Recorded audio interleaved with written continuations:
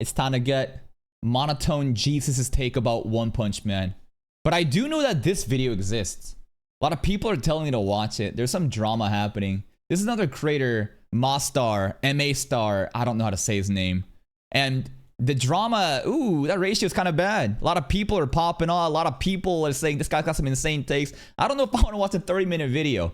I do want to watch Charlie's video myself, have my own opinions. Then if someone can provide timestamps in a different video, maybe we can address whatever he's talking about. Again, I got no clue if he's right or wrong. But let's hear Charlie's take about One Punch Man first. I am extremely wrong here, and in a few weeks we can all look back and point and laugh at how off I was. Like, I want this video to age horribly. Sure. But with my hand on a stack of Bibles, I don't think it will. One Punch Man Season 3 has started. 2 episodes are out. The second one just aired. And you can probably still see my eyes are a bit red from the tears that I shed watching it and rubbing them away. Not because I witnessed peak, but because I witnessed pee. Actual waste. One Punch Man is one of my favorite property. Same. I've watched it weekly since Season 1, and it's fucking tourist. I've read this shit, the webcomic. I read the Garo webcomic saga multiple times. I am the biggest One Punch Man fan here. I need you to understand this. one of the very few anime that actually got me interested in reading the manga. I've talked about this before, but I typically don't read manga of property that... This is a fucking redrawn manga. I'm talking about the fucking webcomic. This is a fucking anime tourist watching the anime, reading the manga. I read the fucking webcomic. Already has an anime adaptation because I'd rather not know what's coming. I'd rather it be a surprise. Even though I typically don't mind if I get spoilers or whatever, because for me it's more about the journey than the destination. That's right, exactly. I am the only true fan here. I am the true fan. Murata is the biggest fan, the redraw guy? Yes, I think he is. Hold on, 1 second. Let me just get rid of this fucking trash out of here. What a fucking annoying retard. Alright, let's go back to it. But still, I prefer to be surprised when it happens, oohing and awing and kicking my little legs in my chair when there's a big plot twist or something that unfolds. But One Punch Man is just so juicy to me. I love the world. I love its whimsical, wacky characters, and it is so full of spectacle. The fights are extraordinary in a beautiful manga. And I even really like in One's webcomic the way that he... There it is, webcomic!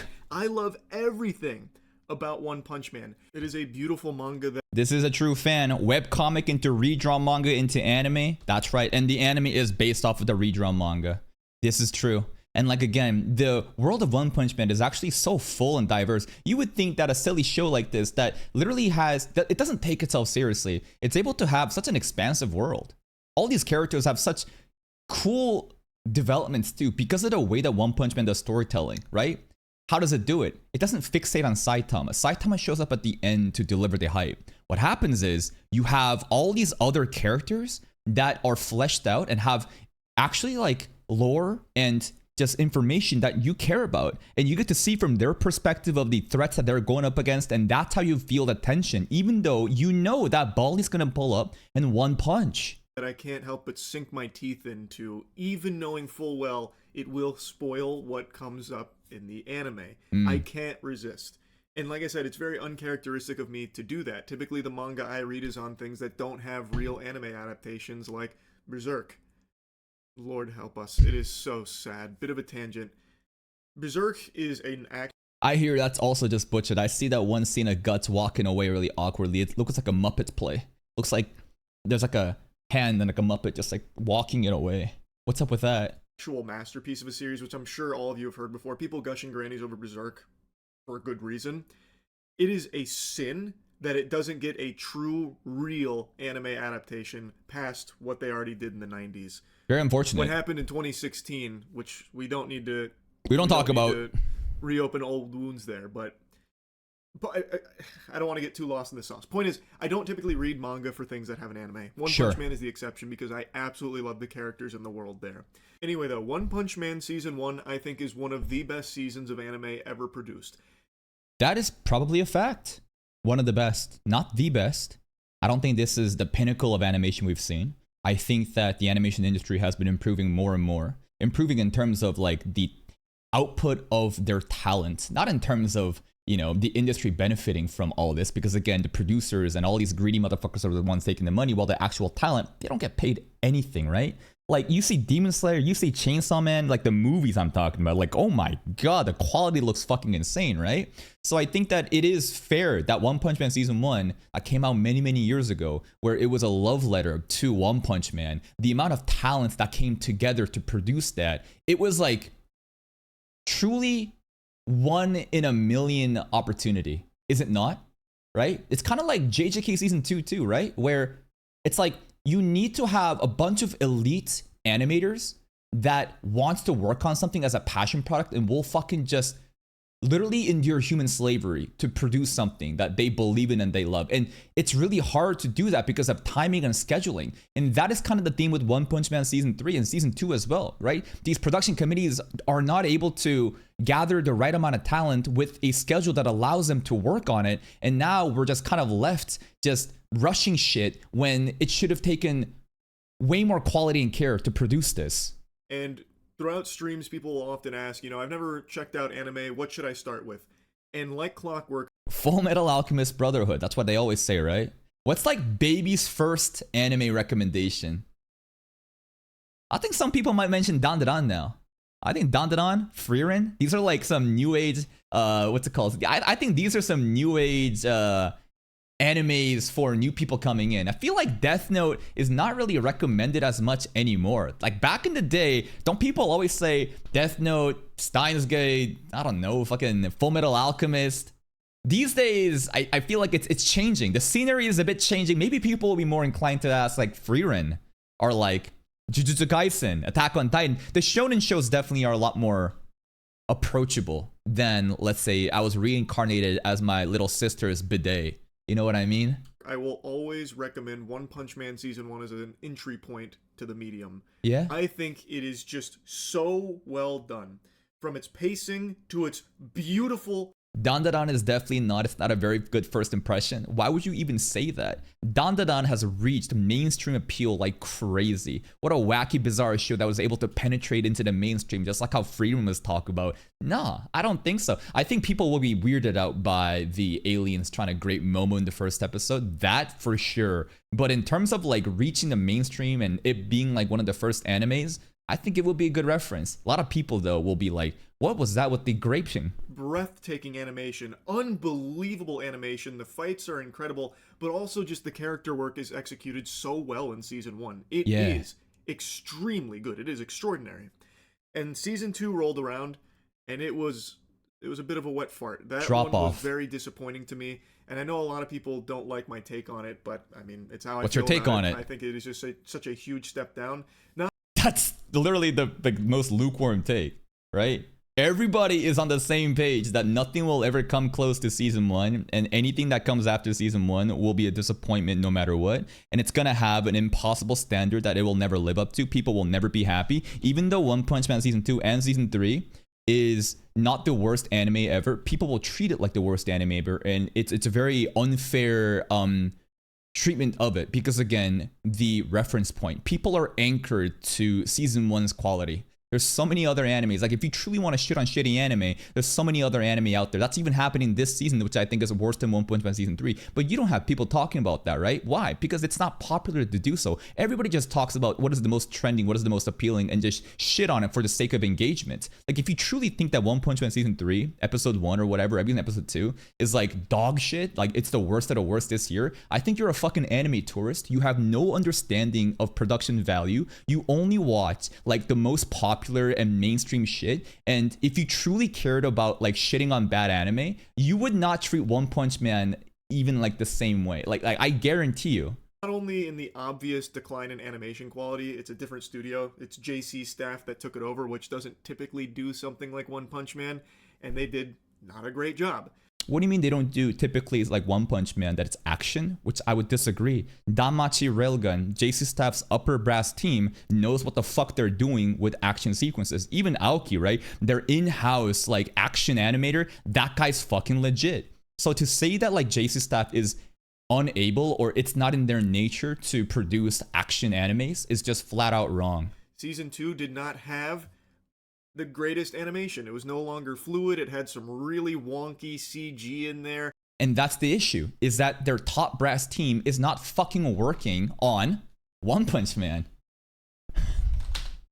Mugen Gacha. Let's bring it up right here. Here's another anime that's happening right now by JC stuff. I guarantee you none of these fucking tourists are actually watching this anime. But like, this anime, for whatever reason, why are you working on this, bro? This is S tier on JC's tab that's worked on, you know, look at this shit. He's actually worked on One Punch Man episode 11 specifically, but I'm talking about the Danmachis. I'm talking about the Railguns, right? This is their like upper brass elite talent, but they just be working on other shit. It's kind of crazy. It's wild actually. And that's why like you don't, because their best talent isn't working on it, they're busy on other projects. That's what happens. And that's a very JC staff thing too.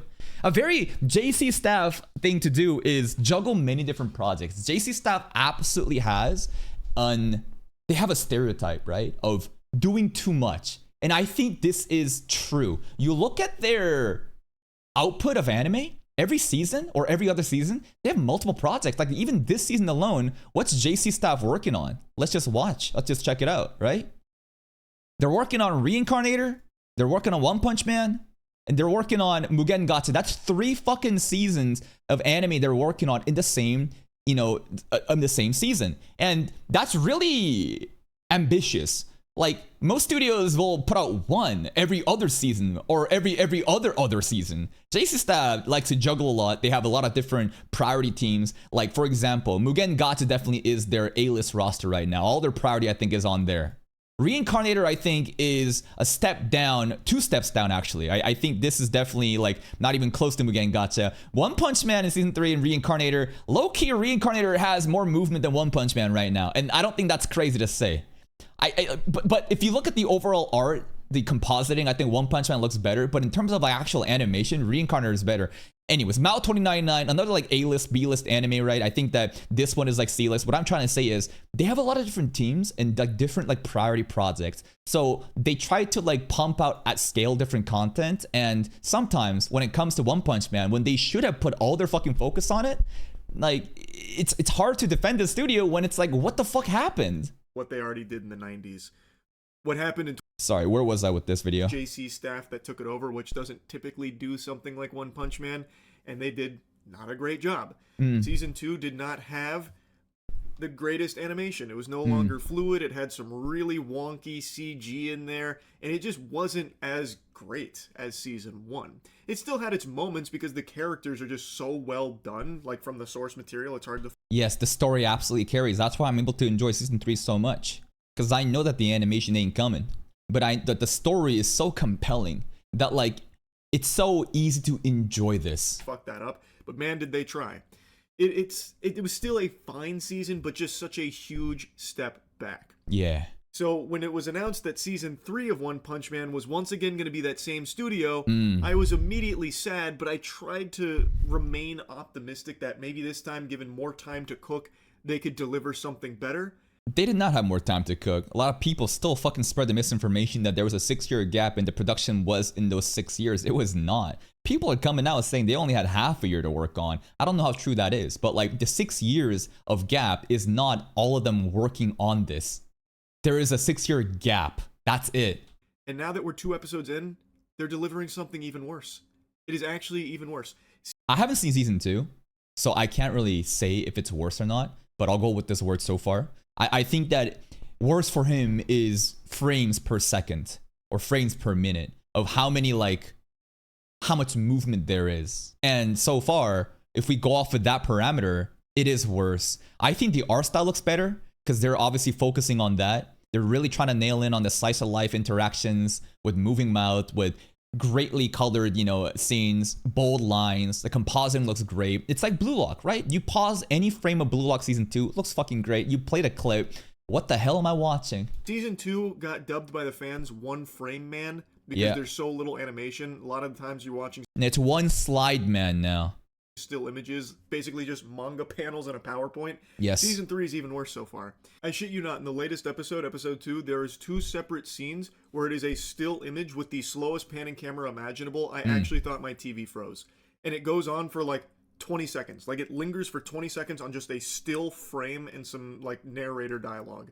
It's funny Charlie talking about stuff like this because to him this is like new, but to us because like we're watching like every fucking seasonal anime every season, right? The amount of PowerPoint fucking presentation, just still frames of camera panning but nothing actually happening. That's a classic tactic, right? Of just lazy animation.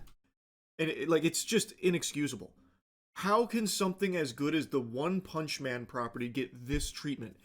That's a good question, man. And it's so like beyond stupid for Bandai Namco to just butcher this IP. I guess they think that, because here's the way I see it. I think that you have such potential to make like a generational anime. You see the potential. They've seen the potential in season 1. So why not put the care into it? And the only conclusion that can come to is I think they're aware of how popular this is and they're trying to get away with least investment but carried by the name and title, you know? Like, basically, rather than playing to their strength, they're like, well, we're going to give up, you know, just maximizing this. So instead, let's minimize the amount of investment, but still just get carried by the name and just reap the rewards from it, which is very stupid, in my opinion. It's very short-sighted. I just don't understand why they would do it when they have a fucking treasure gold mine of an IP, and this is their treatment. It's like, fuck. Incomprehensible to me. It's just insulting, especially considering some of like the most slop trash manga is getting beautiful anime adaptations. Like these actual nothing burger properties you've never heard of that are just actual garbage bottom.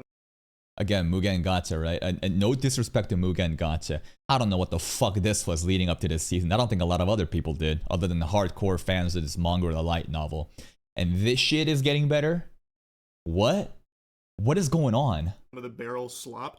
Like, last winter the Wizard Lord transmogrified me into a paperclip and whisked me away to Vampireville, where all of these vampire babes shoved me up their ass and tasked me with defeating the demon. Hell yeah, I would watch that isekai in a heartbeat. And it's like, who even knows what that is? And then the anime rolls out and it's breathtaking. Like, sounds like Water Magician, actually. Not really. Water Magician was breathtaking for the first couple episodes, but we got catfished. Why does that kind of garbage get that kind of passionate studio treatment, but something like One Punch Man, beloved, gets JC Staff spitting in our face? JC Staff is not spitting at your face. JC Staff is literally getting cooked by all the people that have no understanding of how anime production is done. JC Staff is a sacrificial lamb. They have no say in this. Now, I will agree, though, that I think there are decision makers at JC Staff that is communicating with Bandai Namco that is complicit in this problem, right? It's hard for me to believe that Bandai Namco, the producer, again, let's just draw you a picture, right? If you don't know how this shit works, here we go. Shoutouts to Arma, she got fucking scammed, right? So, listen, people seem to think that like JC Staff is like the bane of all evil, but it's not really the case, because here we have what's called a producer, right? This is a producer, and then this is the studio down here, right? And then like basically it's a very like unilateral direction of commands, right? The producer, right? Producer. And producer in this instance is Bandai, you know, Namco. Bandai Namco, right? Bandai. Right? And then we have JC. It's hard for me to believe JC Staff doesn't have any control or say in this.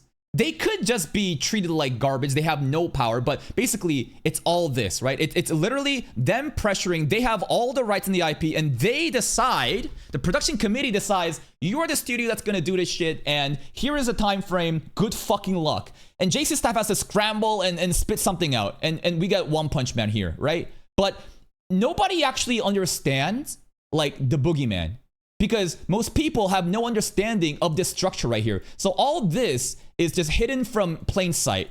Nobody actually understands this part. They just see that JC Staff is visible and they're the ones making the anime. So fuck JC Staff, fuck the director, fuck the animators, right? Which is very unfortunate. And I'm not saying, is it Charlie's responsibility to do his fucking homework and research and cover this stuff? I don't really think so, but it is kind of off-putting when someone with such a big following and voice is spewing misinformation that, again, has more schizos now sending like death threats and shit to JC Staff members. Here is a really sad tweet. Here's a really fucking sad tweet I'm going to show you right now from the director. And the director, again, has been tweeting over and over again about how I don't know why JC staff or, you know, the committee would choose me as the actual, like, animation director. But this guy's it, right? Shin Nagai, he is the person who is the director of One Punch Man Season 3. This guy focuses on what? Slice of life comedy stuff, doesn't focus on action. Why was he there? Because he's a sacrificial lamb. It's sad to see kind fans who had high expectations get angry and curse saying, you betrayed our expectations. And you know what? They did betray our expectations, but they have no other like option. They were fucked with a timeline that could never have produced quality art. They're getting shit on because nobody actually understands the corporate structure of how this works. And again, even my like simple drawing here, this is a very simplified version. And I personally don't understand if this is really correct either. But I do know that JC staff is not to really blame here. It is always the production committee who is the most greedy, who did not wait for the right talent. Because here's the thing, there's a lot of like in the animation industry, right? It's not like a studio is a building. As in, there's a lot of freelance workers, a lot of contractors, a lot of webgen, Twitter animators, a lot of people who are not beholden to a studio that's working on many different projects. And they're also very occupied. They're busy working on many different things. So Bandai Namco, they were probably waiting to see what talent will free up. And maybe they didn't want to shell out the money to actually secure good talent. Maybe they always from the beginning decided to just go with cheap slop in order to minimize investment, but still again get carried by their investment. Sorry, the IP name, because it's One Punch Man, people will watch it no matter what. But because there's so many different talents working on different things, it's hard to like, and I think the 6-year gap, right? Who knows if they were trying to get talent lined up, but it's tricky. You don't just always have S-tier talent ready to go. And with all these different things combined, seems to me that Bandai Namco decided to just say, fuck it, let's just go with JC Style, let's go with this specific director, whatever, let's just get carried by the name, and this is what happens because of corporate greed. If they waited more time, maybe more elite talent would have been freed up. Would they have paid them?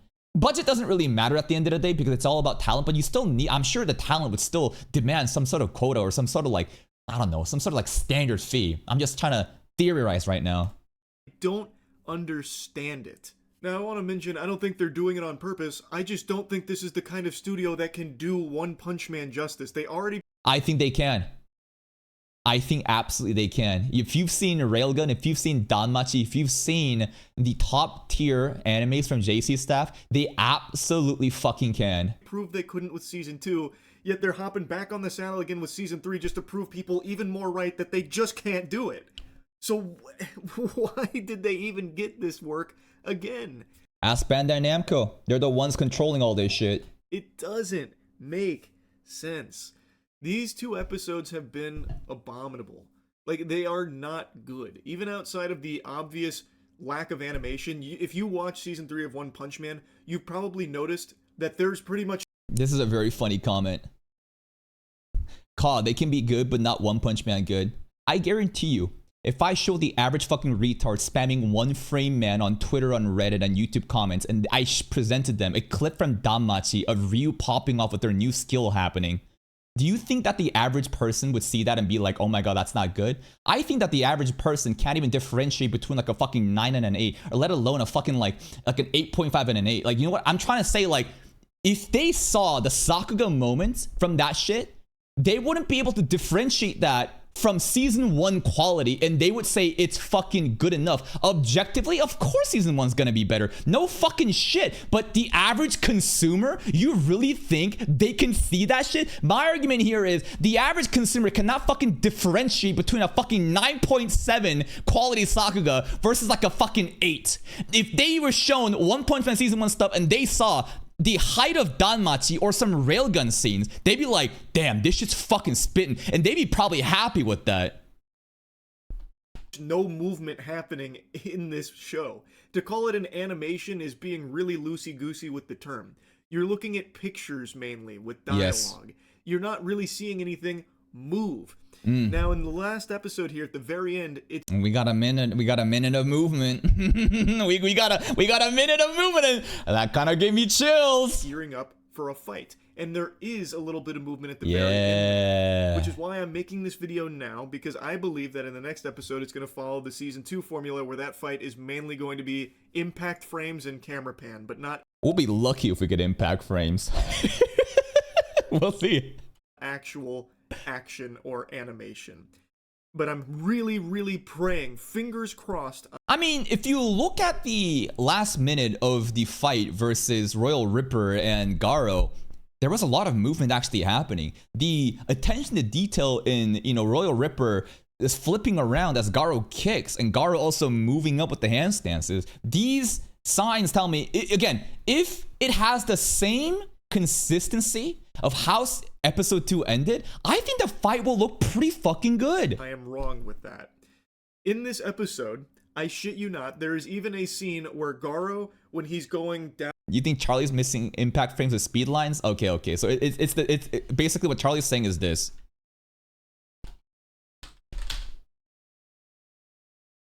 Where is it? Can we find one? This is pretty much good enough. This is pretty much it too, right here. Right? You see this? These lines? They do this, right? They show a scene and they zoom in and then they do this, right? They do this.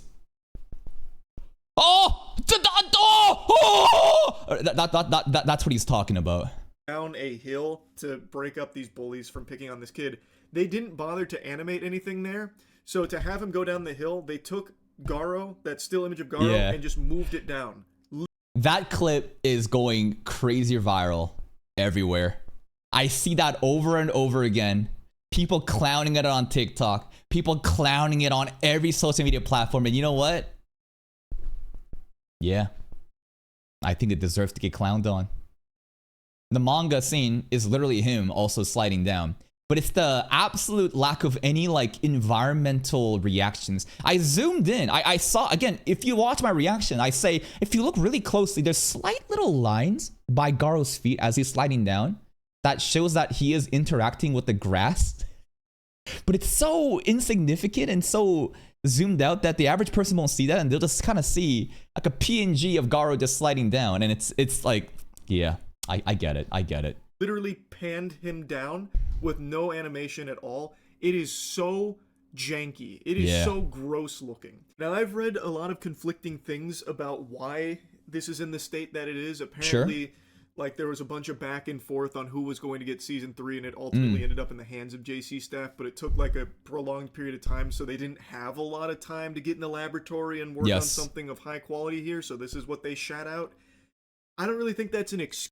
This is not JC Staff bidding for One Punch Man in order to pump out a cheap season again for money. This is JC Staff just chilling around and being think of it like this. JC Staff is imagine a village, and the village has a lotto, and the lotto is determined to see who gets sacrificed to the mountain spirits, and JC Staff got selected. But instead of people blaming the evil cult members at the top selecting the lotto who would create the system, they blame the innocent child being selected to go up to the mountains and die. That's what JC Staff is. Do you think they wanted this shit? Do you think they're not aware of how bad it looks upon them to deliver another season to ruin and tarnish One Punch Man's name?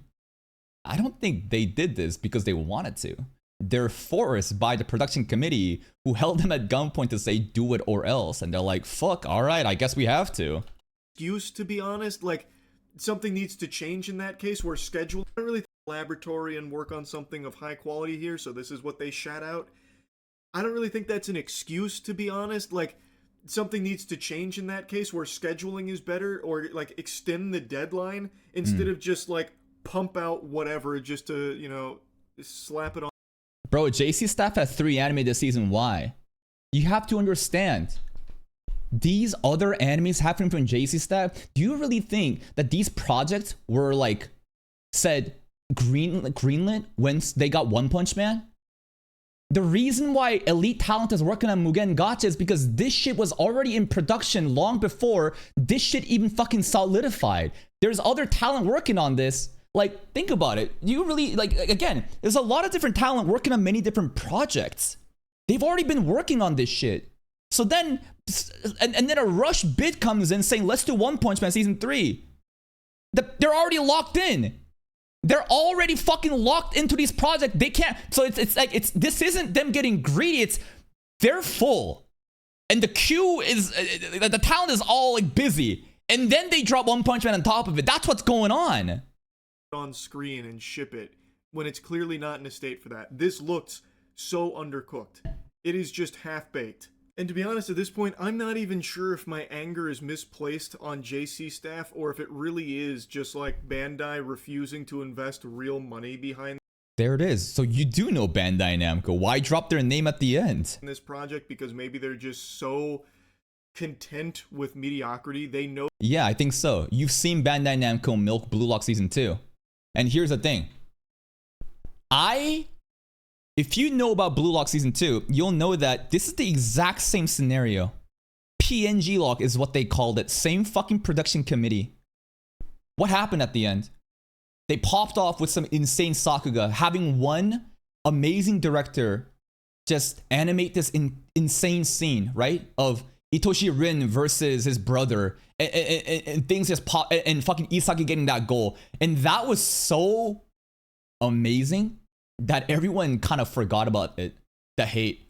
People were happy with it. That's how strong recency bias is. I think finishing strong and starting strong is very important, and the middle stuff, people will forget really quick. So I think they saw that and they realized, and what did I say? I said in this reaction that they're going to take this feedback and this is going to be the new meta. They're going to invest as little as possible to get the most out of something because that's what the consumers eat up. And Blue Lock Season 2 is perfect proof of that. It's the same committee working on it. So One Punch Man, I would hope that like the finale, we're going to get some crazy fucking fights and that will at least have some good memories. But like the issue still is the culture behind this meta, that like this is the standard now. That like other production committees and other staff are gonna see like, we don't have to really fucking try hard. Why try that hard when all we gotta do is pull up at the very end, getting carried? Because like they know you're gonna keep watching. This is an insane IP. You're gonna keep watching and just wait till the end. We'll give you something and you'll be satisfied and you're gonna shut the fuck up and we're gonna go next. Oh, this IP is so popular, people will watch it no matter what. So what's the point in delivering something special? Like, I think that's equally possible as well. Like, maybe they're more to blame than JC staff. Like, maybe they just weren't given enough time or enough resources to make something good. Yes. I'm not really sure, but it is just tragic. And I don't think Season 3 is going to get better. I actually think it's only going to get worse with... I think it's going to actually get better. I think that I'm going to basically assume this is going to be like Blue Lock. And we could be wrong, but like, I think that we'll have to see. We'll have to see. And I don't want to be right either. But if I'm wrong, then all of it's just garbage. And if I'm right, then they only pull up at the end. And that, again, perpetuates this fucking meta of just not trying until the very end, which is still fucking garbage. You're fucked regardless. With the fights based on these first 2 episodes. But again, I'm making this video hoping that I'm wrong. And it could be something that we look back on and be like, wow, Charlie's no Baba Vanga here. Look at this prediction being super fucking wrong. Well, in that case, it'd make me exactly like Baba Vanga, to be honest. But the point is, I'm hoping that all of this is just water under the bridge over the next few weeks as Season 3 of One Punch Man continues, and maybe it gets incredible and it just goes ballistic. Maybe they just wanted the first 2 episodes to look like shit as part of a, galaxy brain plot to make people think it's going to be a bad season, but really...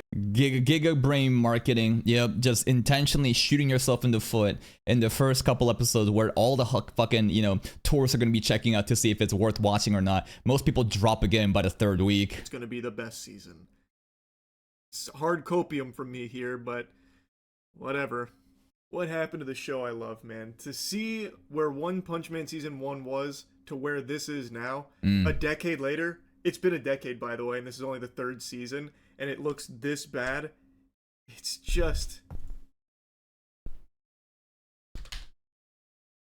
And I'm not saying that this is a good thing, but... yeah. First time? First time of, an amazing first season that gets hand it off, and due to corporate greed and mismanagement, you know, you just get shittier and shittier. How many times has this happened, man? Over and over and over, and it sucks. It fucking sucks, and we're so used to the abuse. It should never happen still. Infuriating. It really is. Anyway, though, can't wait for episode 3 here of One Punch Man season. Let's go. 3. Maybe that's the one where it's gonna really get it together. That's when it all comes together. I do believe that episode 3 will be the defining moment to see, are we gonna keep clowning on it? I mean, people are gonna clown on it, but like, first episode, it's just setup, strategy meeting. Literally, the meeting is just strategy meeting. Second episode, slice of life into Garo about to fight. Third episode, this is it. If this fight does not satisfy the audience, it will never satisfy, but like, it needs to actually have fucking movement. And if they have consistent quality of what they showed us at the end of episode 2, I think that is a good sign. Should it be better? Absolutely. But again, here's the issue with this. Maybe I'll make another video about this topic, but here's the fucking issue right now. The issue is, nobody is saying One Punch Man is good right now. Myself, Senshi, and many others, we have acknowledged that like the production value of this anime is fucking cooked. So we've already given up on that department, and we're trying to enjoy the story for what it is. And that's why I can get enjoyment out of it. But there's so many people that just always just saying One Frame Man, this and that, just constantly hating and hating when everyone already acknowledges that it sucks. So at this point, it's two factions. One faction is, we acknowledge that it's not good, it's impossible to be good due to the current circumstances. So let's work in reality and judge this in a fair way. Or you can be the other side of the crew. If it's not season 1 quality, it's gonna be garbage no matter what, and let's hate on it. That is what I see in the climate of One Punch Man community, and it's so sad to see, right? Because both sides wants the best for One Punch Man, except one side has acknowledged that this is impossible standards, so let's work again in reality. Let's judge this for for the limit that it is, and we can enjoy that story. Or you can just keep fucking spamming hate onto this, which everyone already acknowledges. And no matter how right you are, if you keep spamming the same joke and the same thing that everyone already acknowledged, it gets annoying. That's why people are shitting on other creators that's being critical of One Punch Man. Not because it's a justified stance, but because it's like, we already fucking know. Why are you spamming the same thing over and over again? Do you want to work in reality? Or do you want to be in Delulu land and continue just fucking rage baiting?